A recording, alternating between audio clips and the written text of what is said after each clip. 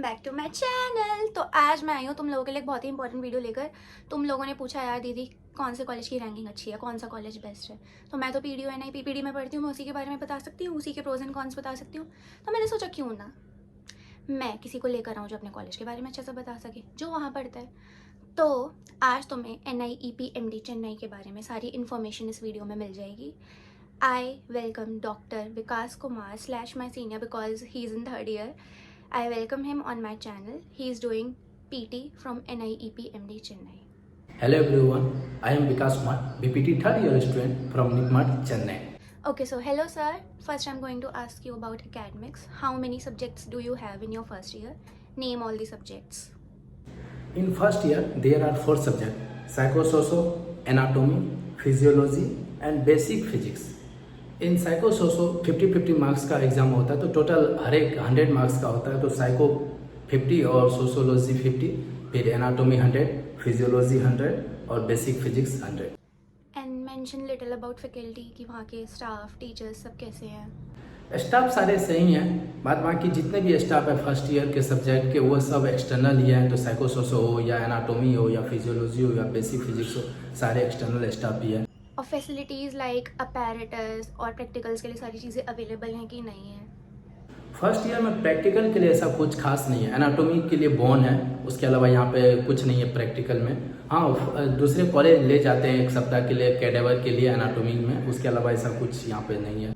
And next question is आपके वहाँ library है और लाइब्रेरी में सारी बुक्स अवेलेबल हैं।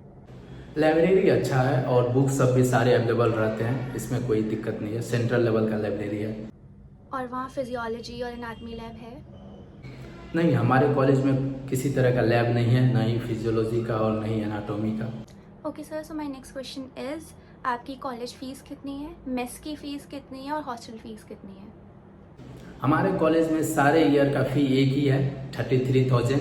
उस पर पहला आप 44,000 लेते हैं, वो 11,000 डिपॉजिट करके रख लेते हैं। बाद में आपको कॉलेज होने के बाद कंप्लीट होने के बाद 11,000 आपको वापस कर दिया जाता है। बाद बाकी 33,000 first year, second year, third year, fourth year का रहता है। हॉस्टल फी 2024 तक 18,000 था, इस साल से उसको बढ़ा दिया गया तो 27,000 हो गया।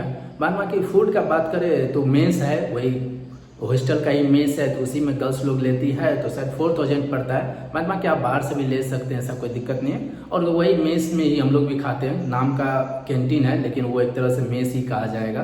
तो उसी में हम लोग खाते हैं, लंच करते हैं कॉलेज समय में। तो 50-60 रुपीज़ पड़ता है, ठीक है, एग्जैक्ट नहीं पता लेकिन वही 50-60, पहले 60 पड़ता था, शायद अभी 50 पड़ रहा है, ऐसा कुछ है। तो बस। और क्या हॉस्टल्स बॉयज़ और गर्ल्स दोनों के लिए अवेलेबल हैं? हॉस्टल है हमारे कॉलेज में जो कि अभी सिर्फ गर्ल्स के लिए है। First year, second year, third year, fourth year, चारों ईयर के लिए गर्ल्स के लिए हॉस्टल प्रोवाइडेड है। इंटर्नशिप में आपको हॉस्टल छोड़ना पड़ेगा। और फर्स्ट ईयर गर्ल्स के लिए वो हॉस्टल प्रोवाइड करेंगे, वो आउटसाइड कैंपस प्रोवाइड कर रहे हैं। और वो फिर हॉस्टल से कॉलेज पहुंचाना और कॉलेज से फिर से हॉस्टल पहुंचाना वो कॉलेज का जिम्मेदारी है। वो बस प्रोवाइड करते हैं तो उसी से आपको पहुंचा दिया जाएगा, उसमें कोई दिक्कत नहीं है। बाद बाकी बॉयज़ का बात करें तो 2024 तक फर्स्ट ईयर को सिर्फ हॉस्टल मिलता था, लेकिन इस साल से 2025 से वो हॉस्टल भी हटा दिया गया है। अच्छा, तो मतलब आपका भी ऐसे ही है। हमारे कॉलेज में भी सिर्फ गर्ल्स हॉस्टल अवेलेबल है, बॉयज़ हॉस्टल अवेलेबल नहीं है। और रूम शेयरिंग का बात करें तो मिनिमम 2 लोग हैं, फिर 3 लोग, फिर 5 लोग, 6 लोग ऐसे रहते हैं। मतलब सिंगल रूम नहीं है, शेयरिंग रूम ही है आपको। और जिनको हॉस्टल में नहीं रहता, क्योंकि बहुत सारे गर्ल्स हॉस्टल में नहीं रहती, वो बाहर रहते हैं। और बॉयज़ को तो ऐसे ही फर्स्ट ईयर के बाद छोड़ना पड़ता है हॉस्टल, और इस साल से तो वो बाहर ही रहेंगे। तो उनके लिए ये है कि आप यहाँ पे फ्लैट ले सकते हैं या पीजी में रह सकते हैं, या हॉस्टल रहता है तो उनमें रह सकते हैं, मतलब बाहर का हॉस्टल तो उसमें आप रह सकते हैं।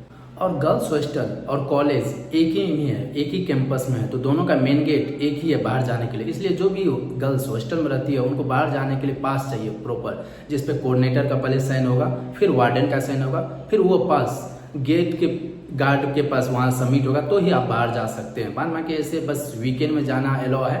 बाद बाकी ऐसे डे में आप नहीं जा सकते, वीकडेज में नहीं, इमरजेंसी केस में आप जा सकते हैं। बाद बाकी ऐसे नॉर्मली कैजुअली आप नहीं जा सकते हैं, अलाउ नहीं है, आपको हमेशा बाहर जाने के लिए पास। आपकी पोस्टिंग और क्लिनिकल्स कौन से ईयर से स्टार्ट होते हैं? हमारे कॉलेज में एक क्लिनिक्स है, तो उन्हीं में हमारा पोस्टिंग लगता है। सेकेंड ईयर से स्टार्ट हो जाता है पोस्टिंग लगना। बाद बाकी हम लोग ऐसे कहीं बाहर आउटसाइड पोस्टिंग करने नहीं जाते हैं, हम अपने कॉलेज में ही करते हैं posting. And something about fest? Fest नाम का चीज़ यहाँ ऐसा कुछ नहीं है, अभी तक तो हम नहीं देखे हैं फेस्ट कुछ होता है। बस फ्रेशर होता है जो कि हम लोग ही ऑर्गेनाइज करवाते हैं, या फेयरवेल होता है वही होता है, बाद बाकी फेस्ट और ऐसा कुछ नहीं है। और स्पोर्ट्स डे होता है आपके कॉलेज में? हाँ स्पोर्ट्स होता है, लेकिन वो ऐसा कोई फिक्स नहीं है, रेगुलर बेसिस पे नहीं है, लेकिन स्पोर्ट्स होता है, साल में 1-2 बार हो जाता है। एंड कॉलेज लाइफ कैसी है NIEPMD की, कैसा लगता है वहाँ पर? कॉलेज लाइफ वाला वाइब यहाँ कुछ नहीं है, स्कूल लाइफ वाला वाइब है। 9 से 5 आप कॉलेज में रहिए, चाहे आपका क्लासेस चलेगी या नहीं चलेगी, आप कॉलेज में ही रहिएगा। मोबाइल फ़ोन अलाउड नहीं है, बाद बाकी आपको बता दिए क्या क्या रूल्स रेगुलेशन है, कब बाहर जा सकते कब नहीं। तो ऐसा कॉलेज लाइफ वाला अभी तक भी वाइब्स नहीं आया है। इसको ऐसा लगता है कि स्कूल में पढ़ रहे हैं बस। और क्या आपके कॉलेज में स्कॉलरशिप्स अवेलेबल हैं, स्कॉलरशिप्स मिलती हैं? हाँ, यदि आप एलिजिबल हैं स्कॉलरशिप के लिए तो आपको स्कॉलरशिप मिलती है। लास्ट ईयर तक स्पॉन्सरशिप मिलती थी नॉर्थ ईस्ट स्टूडेंट के लिए, लेकिन इस साल से वो स्पॉन्सरशिप हटा दिया गया है नॉर्थ ईस्ट स्टूडेंट के लिए।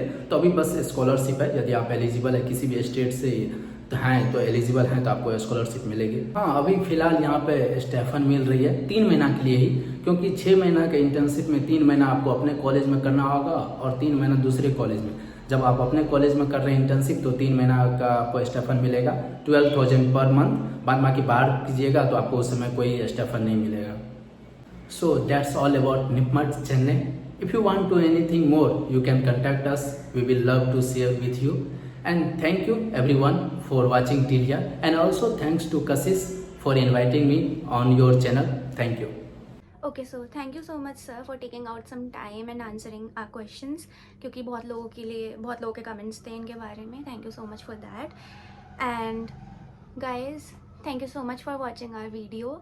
आई hope you enjoyed it, and I drop his channel link in my description box. Sir भी ट्रैवल रिलेटेड वीडियोज़ और सर ने अपनी कॉलेज से रिलेटेड वीडियोज़ भी डाल रखे हैं, so do subscribe him. And अगर तुम्हें अभी भी कोई क्वेश्चन पूछना है, कोई भी दिक्कत है, do comment in the comment section.